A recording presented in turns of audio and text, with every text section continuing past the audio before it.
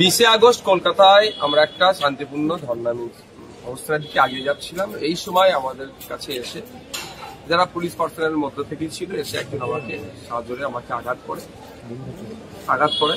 যার জন্য আমি আমার অসুস্থ পড়েছিলাম। সেই বিষয়টা আমি লোকাল থানা আমার অফিস অভিযোগ করেছিলাম। এখন অভিযোগের কোনো সার্বভৌমত্ব আমাদের কাছে পৌঁছায়, ফলে আমি আইনের দ্বারস্থ হয়েছি। আমার আইনজীবীদের নিয়ে আজকে ব্যাংক কোর্টে উপস্থিত হয়েছি।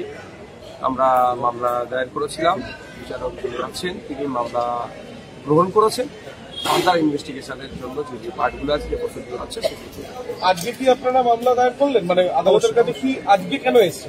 না, আমরা একটা নির্দিষ্ট সময় অবধি অপেক্ষা করছিলাম। লোকাল ওসি ডিসি পর্যন্ত আমরা জানিয়েছিলাম, স্টেপ বাই স্টেপ যেগুলো আছে, যে অভিযোগ জানিয়েছিলাম যে এর বিরুদ্ধে কোয়ারিজ করা হোক, এর ইন্টেনশন কি, কেন সেগুলো কোথায় ছিল, সমস্ত বিষয়টা।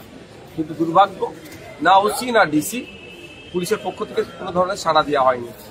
একজন আইনসভার সদস্যকে এই ধরনের আক্রমণ করছে, যদি তার বিরুদ্ধে ব্যবস্থা গ্রহণ না করে তাহলে সাধারণ মানুষের তাহলে নিরাপত্তা কোথায় থাকবে?